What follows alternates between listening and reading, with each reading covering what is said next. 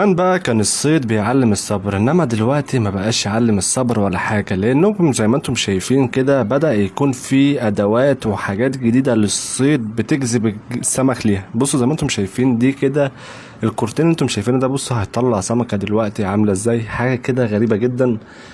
ومواد يعني بجد يعني هو تطور حلو في حاجات، وفي حاجات تانية لأ. المادة اللي هو رماها في البحر دي خلت السمك كله يتلم عليها، وبعد كده بقى المادة التانية اللي هو رماها دلوقتي الكور الغريبة دي بتخلي السمك يتجنن كده ويجيله حالة هستيريا غريبة. وبعد كده بصوا يعني السمك بيعشق المادة اللي هو اصطاد بيها السمكة دي. بصوا هيصطاد سمكة عاملة ازاي. اهم حاجة ما تنسوش تصلوا على النبي في التعليقات وانت بتتفرج كده وتقول لا اله الا الله اكسب حسنات. وبصوا بقى الجمال والعظمة، بصوا هيتصطاد سمكة عاملة ازاي، بجد اختراع جامد جدا جدا جدا. بصوا سمكة كبيرة قوي.